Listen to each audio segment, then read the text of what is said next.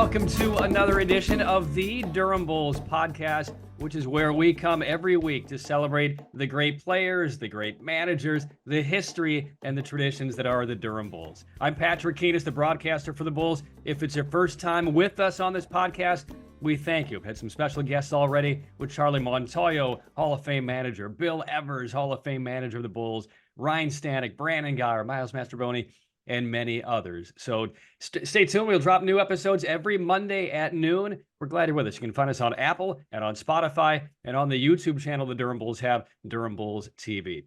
We're going to go a bit off the grid here this week on the podcast and visit with Harris Cooper, who is an author. He's a scholar. He's a baseball fan and a professor emeritus at Duke, author of a new book that just came out called Finding America in a Minor League Ballpark, a season hosting for the Durham Bulls. And Harris joins us now.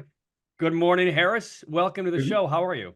I'm doing great. How you doing, Patrick? I'm well, and I'm very anxious to see kind of where this conversation takes us, because your perspective on the Durham Bulls is very unusual. It's very unique, and I think will give a different lens to our fans and our listeners. I guess first off, just kind of give us a little background about who Harris Cooper is, your journey through the world of academia. Well, the world of academia has been long and is now almost over.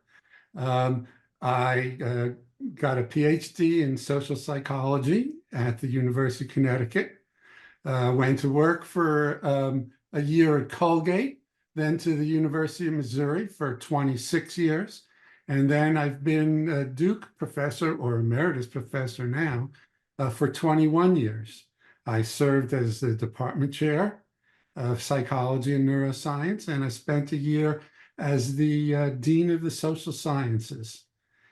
So I have it's a long career, but I really only had two real home bases. As soon as Duke said, "Would you like to come to Durham?" I had my bags packed. Had you ever been to Durham before? I know I had never been. I visited twice before I accepted the position, but moving to the South was a bit different for me.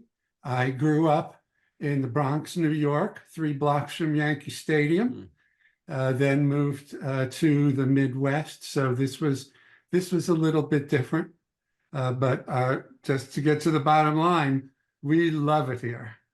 And so let's kind of bridge your academic career and your love of baseball, because you mentioned you grew up a couple of blocks away from one of the most storied franchises in our game. What do you remember about watching baseball, growing up, and falling in love with baseball as a young kid? Well, I lived across the street from a schoolyard where softball and punchball and stickball were the sports of the season. We obviously, the kids followed along with what major league teams or professional sports were for a particular season. So we played touch football as well. For me, it was just a quick dash across the street, and there was 40 other kids ready to choose up teams. And then a few years after that, when I was about to enter my teens, my family moved to the Grand Concourse in New York, across the street from the Bronx County Courthouse and 3 blocks from the stadium. What we would do, we had the grass fields to play on around the stadium. It's a very nicely manicured area. But what we would do in the evenings was we would go to the ballpark, we'd stand outside, we'd try to look as poor and downtrodden as we possibly could. And typically by the second inning, somebody, now realizing they couldn't scalp their tickets anymore, would hand us tickets and we'd go in and watch the Yankees play. So I can't think of how many games we did that in the evenings in my early to mid-teens. So who were your favorite players back then? Well, my favorite players on the Yankees, obviously this was Mickey Mantle's years. but I was also a really big fan of Willie Mays, who was not, Right. by the time I was going to these games, they had already moved to San Francisco. So who's the best, Mickey, Willie, or the Duke, was still something that people argued about. So I was a really big Willie Mays fan. Mhm. I liked Hector Lopez. I got to watch the back of Tom Tresh. My father took me to a World Series game, the only World Wow. Series game I've ever been to. And we sat in the next to last row in left field so I could see Tresh's back. It was as close as I could get. But it was still a wonderful experience that I will never forget. What, So what, I then watched the St. Louis Cardinals mhm, during the Ozzie Smith years. That's mhm. when we were in Missouri. I loved going to the old Busch Stadium. Um, so I've followed baseball forever, and you know, for me, going to a baseball game is a mini vacation. Walking out through the tunnel and seeing the green grass, smelling the grass. The next 3 hours, I'm gone. All of the little things that can worry you during the day, they're all put in perspective. They're really little stuff. This is what Mhm. life is all about. This is the way you want to live your life. And for me, being in a baseball stadium is just the greatest. Yeah, when I was a young kid, I grew up south of Chicago, but was a Cubs fan. It was a family vacation for our family, who was pretty meager in terms of means and resources when I was small, to get the family of four, all the kids in the Volkswagen hatchback, and drive up I-55 to Wrigley Field, because I was a huge, huge Cubs fan. But we could really only afford going, once a year, maybe in the late '70s, early '80s. Uh, So I was able to follow the Cubs, and my fandom and my appreciation for the Cubs was more on WGN, on radio and huh? on TV. So I'm guessing you probably have a similar story as far as following the Yankees as a young kid, because you had the opportunity to listen to some of baseball's greatest voices when you were a kid. Absolutely, absolutely. Let's see who were they at that time? Um, Mel Allen, Hmm. okay. Um, who else? I may actually mention some Mets here. Red Barber. You're right. One of the Um, greatest. they were the two big ones. They I could watch the games on Channel 11 in New York. Channel 9 had the Mets, Channel 11 had the Yankees. So I could watch them on television, and listen to them on the radio. Hmm. And then, once I hit my teens, I could go, and I don't remember ever actually paying for a ticket. Well, let's hope the people from the IRS are not listening right I now. So, and think the because I statute of know, limitations may have yeah, run out on probably expired by now. that. So I know the romance of the game is generally tethered for us lifelong fans with our parents. Uh-huh. I went to bed when the Cubs would play a West Coast road trip, and I couldn't stay up late enough. I'd have a transistor radio next to my pillow as the Cubs are Mhm. playing the Giants or the Dodgers or the Padres. But what was really special is I remember my first game that I went to with my dad, Jerry Morales. For some reason, I remember him still playing center field for the Cubs. He always made catches basket style, down by his hip with the glove, the inside of the glove pointing to the heavens. It was always fascinating. So that, I think, helped to kind of bridge my fascination and just adornment of the sport. What do you have that kind of relationship, or did you have that kind of relationship with your mom or with your dad when you were a young kid going to the ballpark? The answer is no. Okay. My parents were not big sports fans at all. Um, to us, and this is a sort of an odd thing to think about. To us, to my father, the big issue about baseball was, are the Yankees playing tonight? And if the answer was yes, his eyes would roll, because he couldn't get a parking space when he got home from work. This is what I remember. Okay. He would either have to park a mile away, right? And then he would have to, because in New York, they had alternate side of the street parking. They cleaned the streets. So he would say, is there alternate side of the street parking? And he'd have to find a parking space a mile away that was on the other side of the street. Yeah. Or he would have to go after the game was over and repark the car. And it was an absolute annoyance for him. So honestly, neither my mother or my father or my brothers as well, I have two older brothers, were as big of baseball fans as I was. One of my brothers played in that same schoolyard I did. Okay, but we never talked about major league sports. So it was something that developed more through my friendships than through my family. So this book, we'll get to it now, Finding America in a Minor League Ballpark, a season hosting for the Durham Bulls. Before we get into kind of the details and the nuance of the book, my sense is this is a very personal, kind of cathartic experience for you to write this book and to deal with your childhood and to deal with the interpersonal communications and the psychology of the fans there. Is that a fair statement, Harris? Yes, it is. It was a summer when I didn't have anything to do in Durham after I had retired.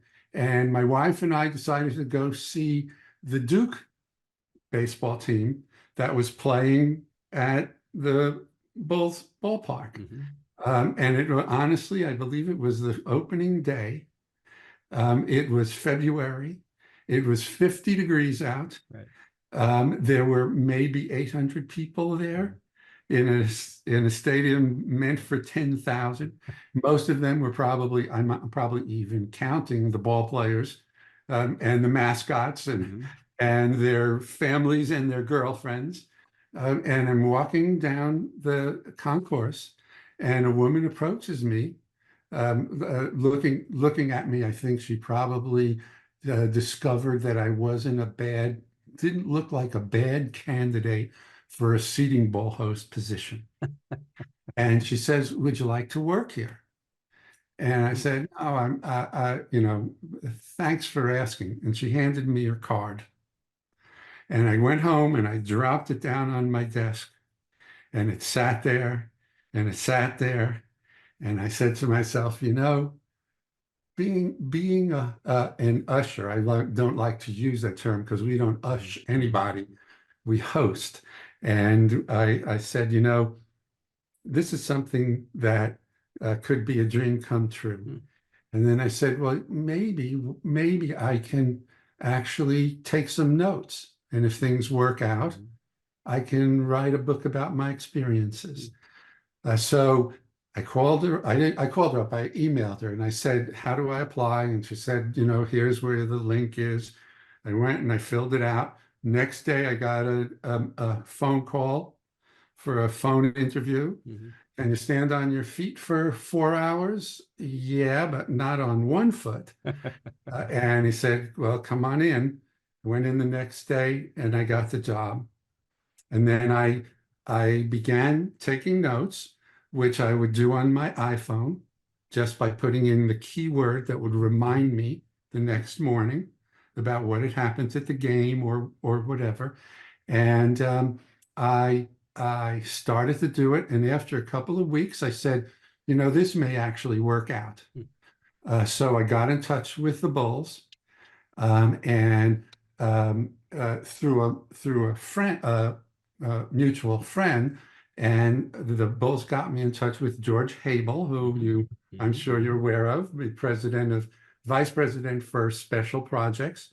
And he was wonderful to work with.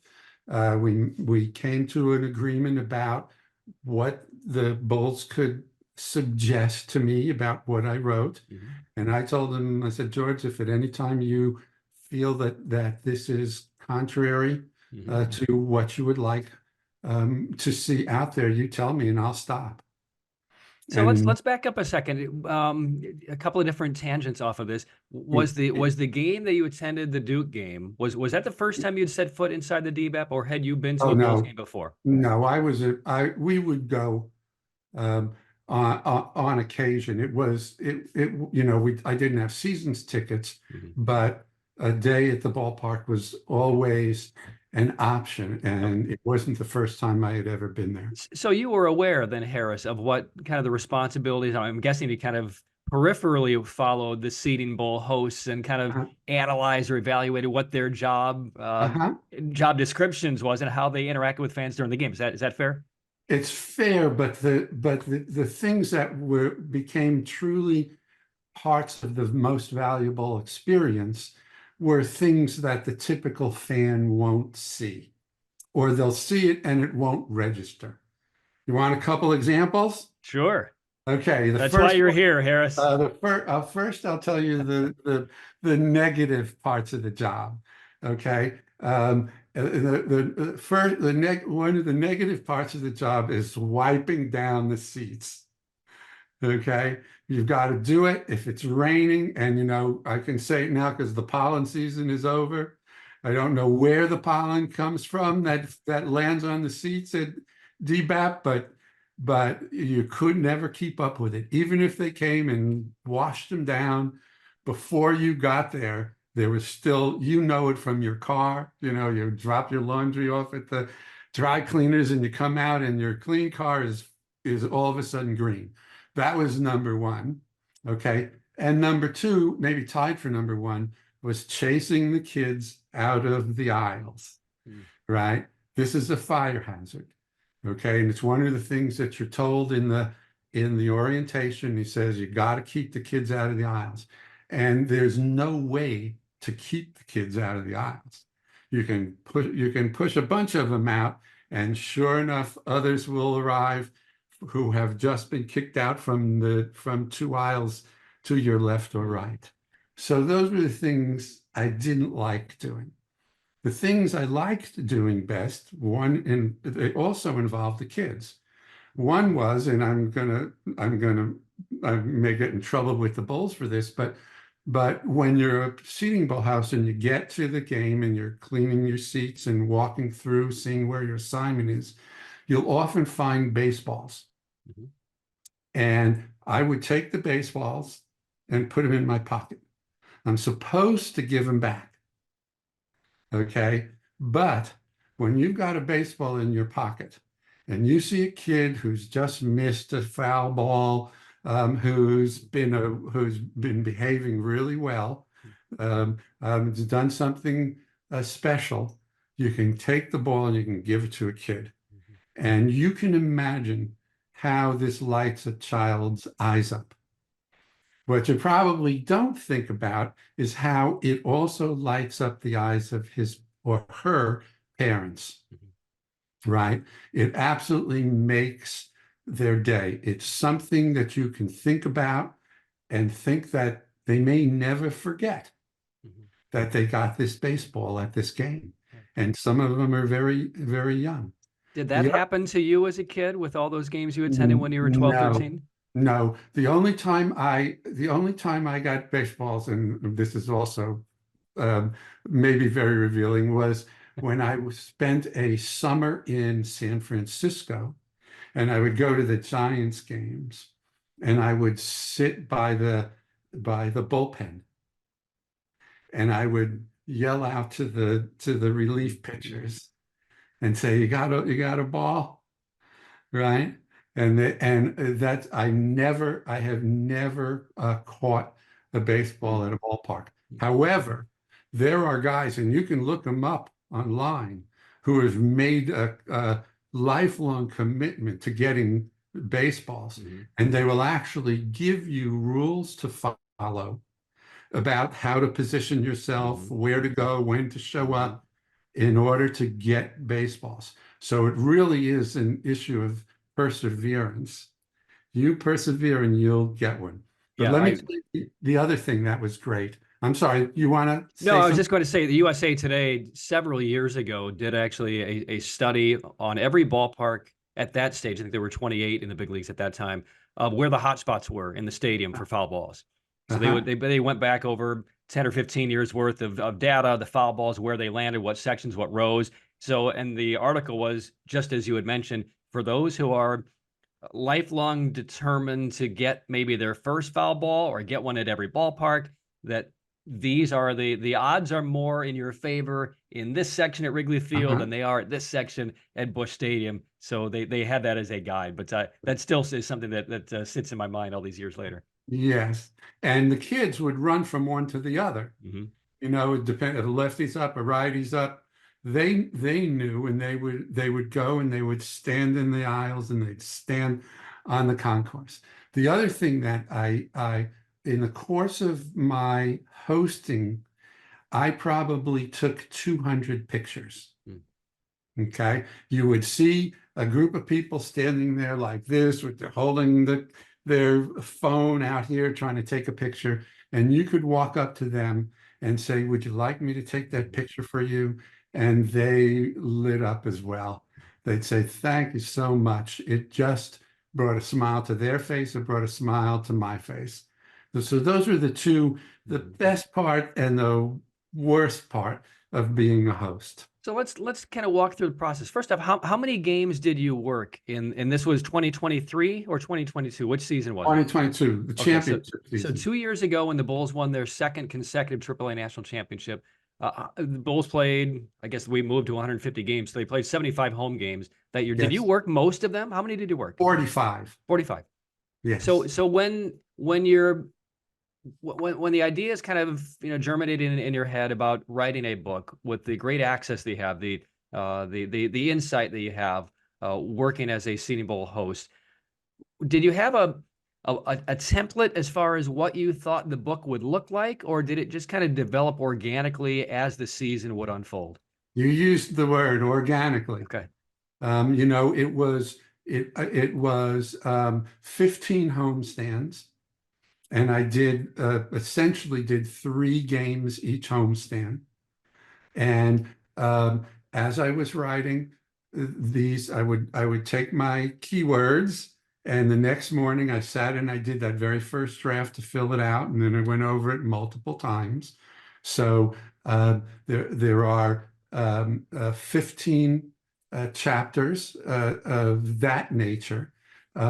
Then I realized, well, you'd want to break it up a little bit. It's not just a diary. Mm-hmm. So the book has a how I got hired, a very brief history of the city of Durham, a brief history of the minor leagues, a brief history of the Bulls, a history, well, not a history, well, sort of a examination of the ball players, okay, but not based on their records. The records were in there. It was more, how old are they? Where are they from?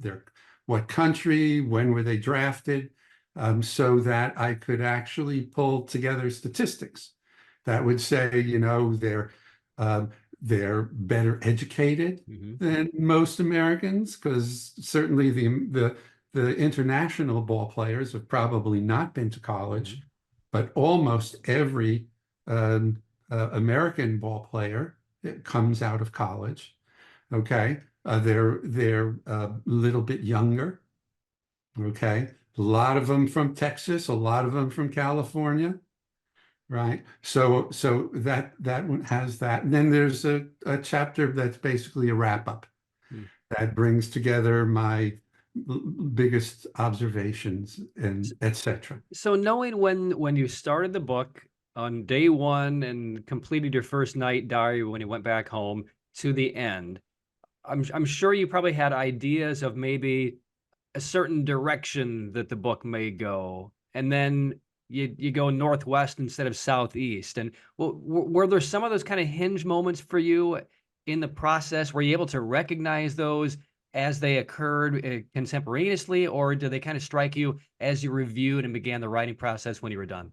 I think it's closer to the second. Okay. My appreciation for minor league baseball And my appreciation for the Bulls organization, I don't mean to be a corporate shill here, but um, um, gradually grew and grew and grew. Okay. A minor league ballpark is, and this is maybe a bit of an exaggeration, but I'll defend it if I must, is where America lives. Mhm. Okay. Um, the diversity of people in terms of their race, their ethnicity, their age, um, what part of the country they're from, what part of the world they're from, is greater in a minor league ballpark than I would say almost anywhere else in sports. Politically, it sits right in the middle. You can find your lefty, you can find your righty, and I'm not talking about how you throw at the ballpark. You can find anything you want. And what bring as the year went on, and I came to realize and appreciate that more and more. Um, I said to myself, um, this is where America comes together. Mhm. This is where baseball is something that all these people have in common. Whether it's a curiosity of a first time attendee or somebody whose grasp of the statistics would blow my mind, they have this in common. Mhm. And as the year went on, my sense of that, I hope you can appreciate that from the way I'm talking about it, my sense of that became stronger and stronger. Mhm. And I became more happy and more proud of the fact that I was going to write a book where that was the underlying theme, Mhm. okay, and that I had this opportunity, and the Bulls gave me this opportunity and helped me do it. So listening to this story from you, from someone who's, started companies and started programs and started projects where the name for me is the missing piece. The title for whatever it is so significant. It needs to be perfect. So I will spend weeks and weeks and weeks and just throwing ideas around. No, that doesn't work. That does. You're looking for the perfect title. As I listened to that last answer of you, it dawns on me this is how the title Finding America in a Minor League Ballpark evolved. Well, how did the lightning bolt of that title, because it's perfect for your analysis and what you did with us a couple of years ago. It's the perfect title. How did it dawn on you that that would be the name of your book? You use the word again, organically. Hmm. I can't tell you when I hit on it. Okay. But again, you remember, I'm a social psychologist by Mhm. trade. So examining people's behavior, how they get along, etc., what their attitudes are, their likes and dislikes are all part of my training, Mhm. having that kind of focal lens. Um, so in many ways, this book is not that far out of Mhm. the reach of the kind of thing I might have done as part of my professional life, my old professional life. Okay. Um, so, so at some point or other, when I realized that this is what I would be looking for, and that I was finding it there, the title came to me and it stuck. It wasn't terribly long.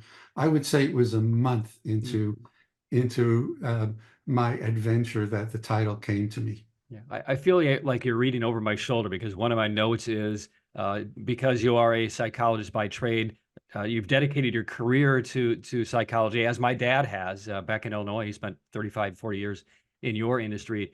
That what were some of your key takeaways as far as the social interaction of our fans, of the people, like you said, of the politically separated? of the racially separated, the gender separated. What were your takeaways over the course of that season for you from a psychologist perspective? Okay, well, this is the biggest lesson I got, the thing that surprised me most about the fans were the variations in parenting.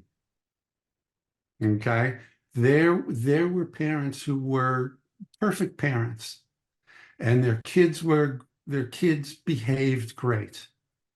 There were other parents who, they'd come with a group of parents and the adults would all be talking to one another, and the kid is doing backflips on the railing, right? And I'm standing there going, oh God, this kid's going to break his head. Why don't you stop talking to your friend? Okay. So there were times when, and I would see dads, okay, moms, dads, and little kids would come together, and the ladies would go off and talk, and the men would go off and talk, but the little kids were in their parents' lap, were in their father's lap. And at some point or other, by the middle of the second inning, the kids are getting bored, and they would pull out the iPad and hit the button, and the kid had a cartoon to watch. And then the dads could continue talking to one. That father got a baseball. He knew how to do it. So parenting was a really big thing. We had instances. I had an instance of a guy who was in his 90s who came to a baseball game for his birthday, celebrating his birthday with his two sons in their 70s, and they sat and together, and I loved talking with them. And then a few nights later, I would see a parent with a baby swaddled who was 3 weeks old. And that's the diversity of the kinds of people who come. And they almost all of them have a smile on their face. Those fans who have not yet read the book, and I won't use the term sell, but if you were selling your book in an elevator pitch for 30 seconds about the one anecdote from the book that would grab them and pull them in and say, I need to read this, I want to hear more about this experience, what would that be, Harris? It would be so hard to come up with just one. I think I just told you a couple, okay, about the parents, about the age differential of the fans. Here's a story that you'll like. I'm working the diamond view, which is a euphemism for the bleachers. And a young woman walks up to me, and the game is tied at the end of the ninth inning. It's in the ninth inning. She says, well, what happens if it's still tied? And I said, well, they're going to play extra innings. You can see there's a 10th inning up there. And I said, and she says, well, what happens if it's still tied at the end of the 10th? And I said, well, what do you mean? And she says, well, there's no more room on the scoreboard. Smart answer. So you can see how the variation in people's understanding of the sport. I would sell the book on the note on exactly the title. This is about America. This is about where you can find it, and more people can go to football and basketball, but if you want the title of America's pastime, you're not even close to what baseball is. Well put. So as we wind things down here with Harris, first off, thanks so much for your time and giving us insight into this. This is a book about what you kind of observed and evaluated from our fans from an American standpoint by using kind of baseball and the DBAP as its vessel. What did you learn about yourself in this process of the 5 months working and then writing the book? Well, the writing a book was not hard because I've done that in the past. What I found out about myself was that, being a college professor, you can get full of yourself on occasion. Being a Seating Bowl host, you're not at the top of the totem pole. And I enjoyed the physical labor of it. I enjoyed the uh, obviously the interactions with people, not knowing what was going to happen next. I enjoyed my colleagues, um, and I gained a broader respect for how you evaluate people and how the way you evaluate them is contingent upon the context you find them in. There were so many of the Seating Bowl hosts, like myself, who had retired from professional careers and a real diverse set of professional careers. But they all came there because they loved being outside, they loved baseball, and they loved interacting with people. That's why we were all there. And on more than one occasion, I heard one of the other hosts tell me, now I'm living the dream. And you have. And with your colleagues, with the Seating Bowl hosts, were they aware what you were doing over the course of the season, or did you keep that close to the vest? Several of them were, okay, simply because they're fascinating characters and they were my best friends, and they reappear so you can learn about how their life is progressing in the book, okay? But everybody whose name is mentioned in the book, eventually I told them, okay, in person, that I was I was thinking about writing a book. I didn't necessarily have a publisher then, but I was thinking about writing a book, and I would like to write about them with their background and mention their name. Is that okay? And all but one or two said yes. There are so many people who work in this game, and they do it because of their deep rooted passion for baseball, and that clearly is emanated from you, even with just your one season, but your love of the game growing up. And I know you've written dozens of books, but was this the book you had the most fun writing? Well, it's maybe I had the most fun writing it. Yes, I'll say that. Okay.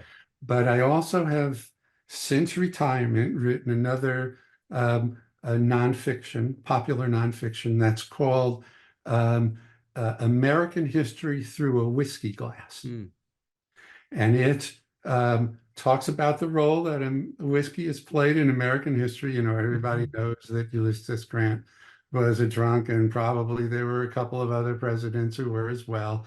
People don't know that George Washington was a distiller. So I had put that together, a little bit of history, and then I wrote a book which has 16 chapters to it, and it's a how-to book for throwing dinner parties with a whiskey theme.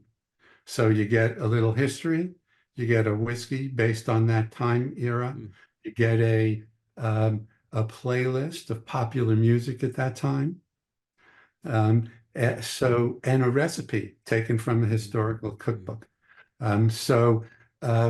Putting that book together was absolute fun as well. So as we let you go, it strikes me now above your right shoulder on your back wall is a blown up cover of your book, Finding America in a Minor League Ballpark. Can you give us can you give us a little tour of your library or your office, please? You see that black and white down there? I do. That's a signed Joe DiMaggio baseball. Okay. There is, let's see, what else is there? There's Bugs Bunny in a Yankees uniform. Can I get that in there? That is a cell, colorized. And over here, right behind the door, I left the door open, sorry about that, is the Durham Bulls poster. Underneath it is an actually signed, what did they call those things? Those big records, video discs. Okay. Signed video discs, signed by both Kevin Costner and Susan Sarandon. What else is up there? can I get up there? Norman Rockwell, a commemorative plate. There's a whole bunch of stuff up there. That's So, my so baseball. Harris, as maybe my final question, did you say everything you wanted to say in your book? Because you're no longer a seating host. I'm guessing that is probably in your past, but were there I any don't other know. stories, or are there any other things you'd like to do? Or I don't want to say will there be a sequel, because I think you've done great work with the book you published. But did you say everything you wanted? I think so. I think so. You know, my wife, bless her heart, permitted me, after I had done had drafted all of the chapters but the last, to go off by myself. Okay, for 2 weeks Hmm. to write the last chapter. Hmm. And I spent 2 weeks pretty much all by myself, trying to pull it all together and thinking about what I wanted to say. So I was very happy with the final chapter, that draws it all together. And I haven't in the 2 years or so since I submitted the manuscript for the last time, had a moment where I said, boy, I wish I had said this, instead of that, or I could have said this a little bit better. I haven't had anything like that. I'm very happy with the book. I'm proud to have written it. Where did you go for those 2 weeks?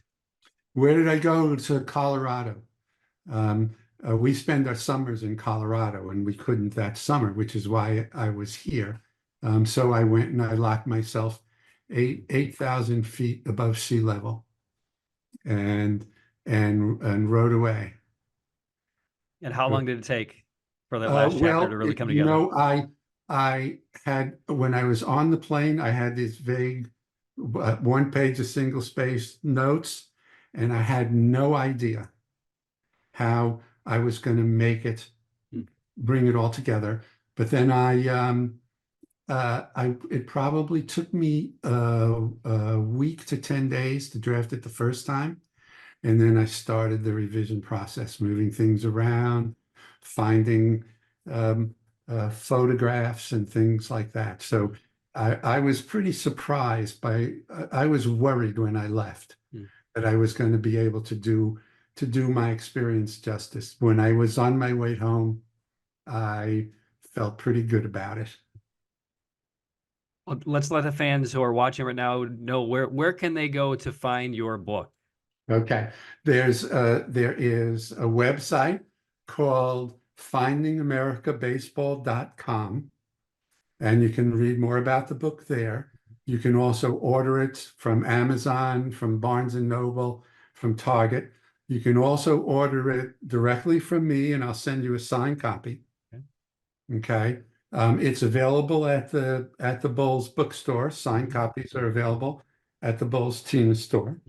And the Barnes and Noble down at the mall, South Point. I haven't actually looked for it anywhere else just yet. But eventually I'll stumble into the regulator, and if it's not there, you better ask them why not. Well, Harris, I do appreciate your time. It's fascinating to get a different perspective, from being a minor league broadcaster and a network broadcaster for years and years. This is a perspective brand new to me. So it's nice to kind of see it through your eyes on what a different game day experience is like for all of us who work in baseball. Absolutely. All right. So thank you so much. All right. So that is Bye-bye. Harris Cooper, who has written Finding America in a Minor League Ballpark, a season hosting for the Durham Bulls. So check it out on all those locations, all those websites, or if you come to the DBAP, head to the corner store and check it out there. So that's going to wrap up this week's edition of the Durham Bulls podcast. Again, you can find us. Please subscribe on Spotify, on Apple, and also you can watch this podcast and check out Harris's beautiful office and all the memorabilia and books he has in his office right now. You can do that. Durham Bulls TV is our YouTube channel. So for Harris Cooper, for Jacoby McDuffie, who does all of our post-production work, Patrick Kinas saying thank you for listening. Thank you for watching. We'll see you next week on the Durham Bulls podcast.